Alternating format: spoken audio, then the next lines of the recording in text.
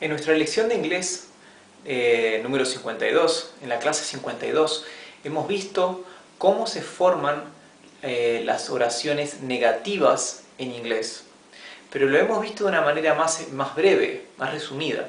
Aquí quiero en mayor detalle mostrarles cómo se estructuran las oraciones en negativo en tiempo futuro en inglés. Y luego veremos otra clase solamente para las oraciones negativas en presente y luego otras para las oraciones negativas en pasado. Son unas reglas bien básicas y bien sencillas que una vez que la asimilen van a darse cuenta que es bien fácil. Veremos que para la oración negativa necesitamos el verbo auxiliar to will para el futuro, ¿sí? O sea, para las oraciones negativas en presente y en pasado utilizamos el verbo auxiliar to do, ¿sí? Si recuerdan, el verbo auxiliar to do es el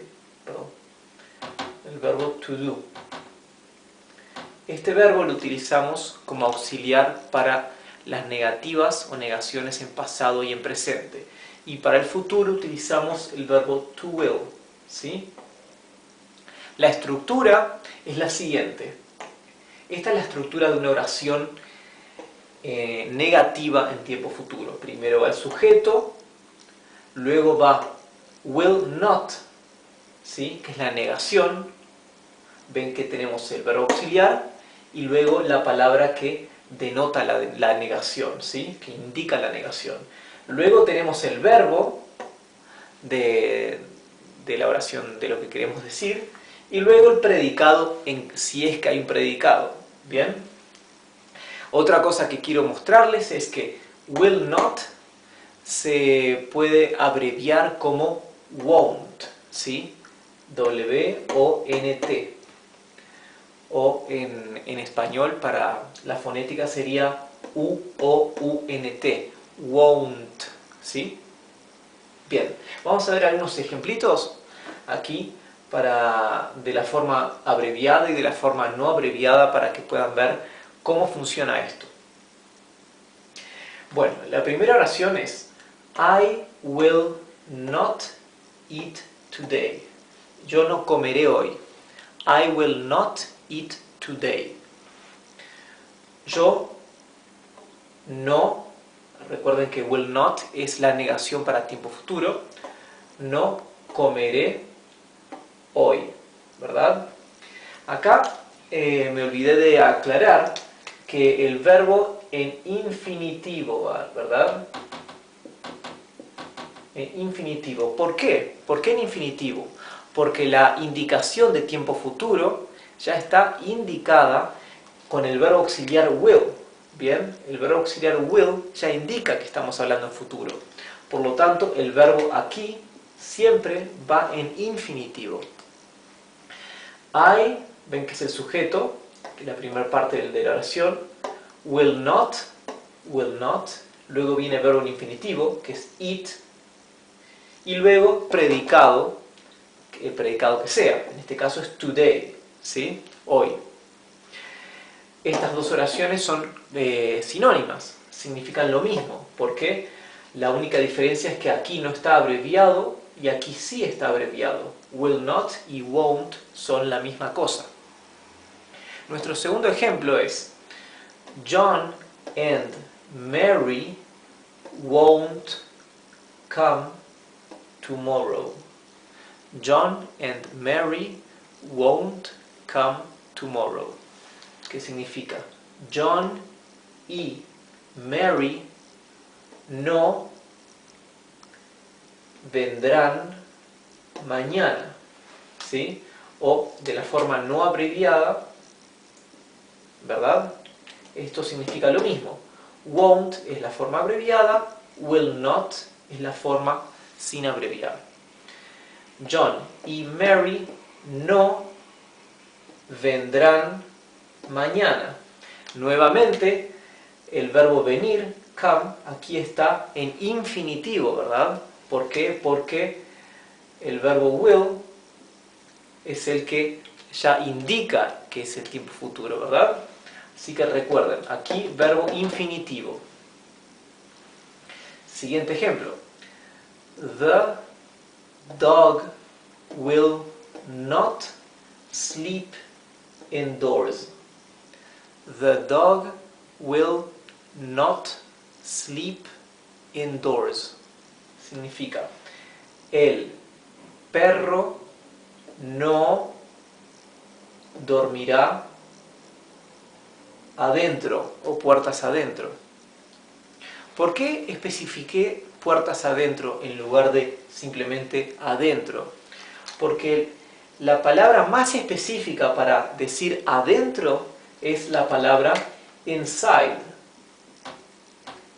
Inside, ¿verdad? Esto significa adentro. La palabra indoors también significa adentro, pero haciendo referencia a una vivienda, ¿verdad? ¿Por qué? Porque indoors literalmente significa puertas adentro. In es dentro y doors significa puertas. Por lo tanto, indoors literalmente sería puertas adentro. Por ejemplo, inside se usaría, es genérico, se usa para todos los casos que queramos especificar adentro.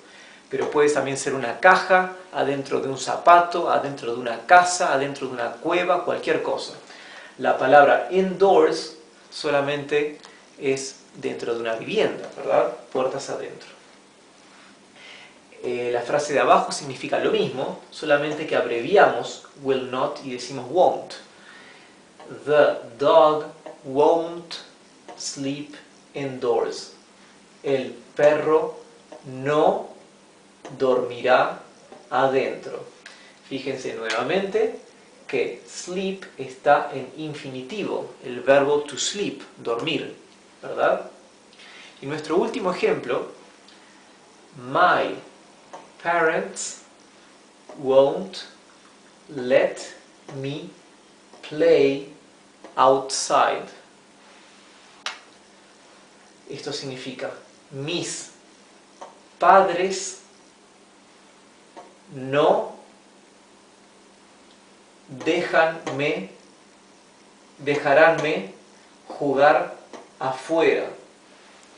Ahora, con outside tenemos lo mismo que como indoors y inside, ¿verdad? Que indoors significa puertas adentro, inside significa adentro. Outside significa afuera y puertas afuera sería outdoors.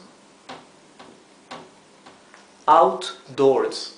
Outdoors significa out significa fuera, doors significa puertas. Por lo tanto, si acá podríamos reemplazar la palabra outside por outdoors. ¿Sí? Y significaría lo mismo. My parents won't let me play outside. O podríamos decir también, sin abreviar, aquí diríamos my parents will not let me play outside.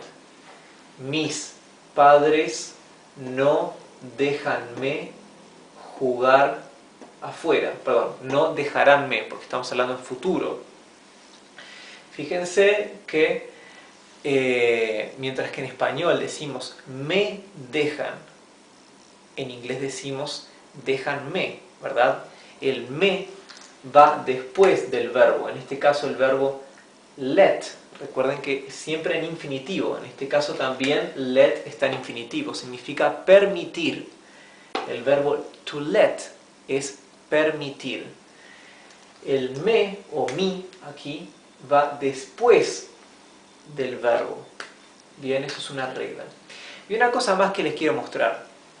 Dijimos que empezamos la oración con sujeto y lo último que va es el predicado en caso de que haya un predicado, ¿verdad? Bueno, el verbo este ya sería predicado, pero si tenemos más información para agregar iría después. En este caso, cuando tenemos referencias temporales como today, que significa hoy, o tomorrow,